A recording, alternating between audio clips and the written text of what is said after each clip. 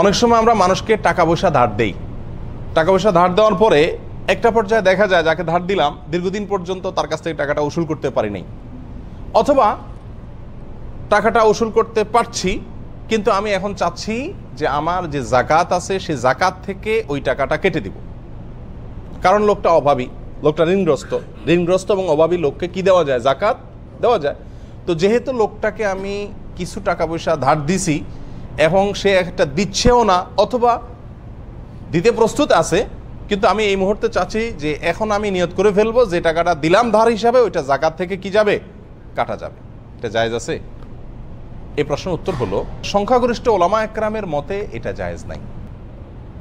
কেন জায়েজ হবে না?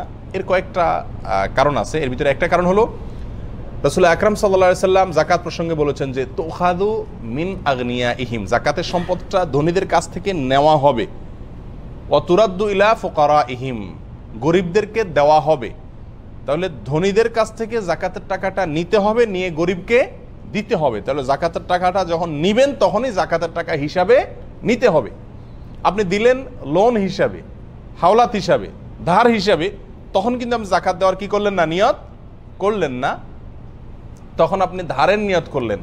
পরবর্তীতে যখন আপনি উদ্ধার করতে পারতেছেন না, আটকা পড়ে গেছেন, অথবা উদ্ধার করতে পারতেছেন কিন্তু আপনি দেওয়ার সময় নিয়ত ছিল না, এখন নিয়ত করলেন জাকাতের, তাহলে এটা আপনি দেওয়ার সময় যেহেতু জাকাতের নিয়ত ছিল না, অতএব এটা কি হবে না? জাকাত হিসাবে গণ্য করা যাবে না। কারণ ইন্নামাল আমালু বিন্নিয়াত, একটা আমল দুইবার করা যায় না, একবারই করা যায়। আপনি টাকাটা যখন দিছেন, একটা আমল করছেন, ধার দিয়েছেন, এটা যদি সওয়াবের নিয়তে দিয়ে থাকেন অবশ্যই এটা একটা সওয়াবের কাজ করে ফেলছেন, ধার দেওয়া শেষ, ওই আমলটা হয়ে গেছে। এখন হয়ে যাওয়ার পরে আপনি নিয়ত পাল্টায় বলবেন না এখন আমি জাকাত দিব, এই সুযোগ নাই। এরকম পরিস্থিতিতে একটা উপায় আছে, আপনি তাকে জাকাতের টাকা দিয়ে আপনার ঋণ পরিশোধ করার। আর সেটা হলো এইভাবে যে কথার কথা আপনি 50,000 টাকা 1 লাখ টাকা তাকে ধার দিয়েছিলেন, সে দিতে পারছে না, আপনি জাকাতের টাকা হিসাবে গণ্যও করতে পারতেছেন না, তাহলে পুরো আপনার লস হচ্ছে। তো আপনি এক কাজ করেন, ওই 50,000 বা 1 লাখ টাকা আপনার জাকাতের টাকা থেকে ক্যাশ তাকে দেন, দিয়া বলেন এই যে তোমাকে আমি দিলাম জাকাতের টাকা থেকে, অথবা দিলাম তোমাকে এই টাকা তোমার ঋণ পরিশোধের জন্য।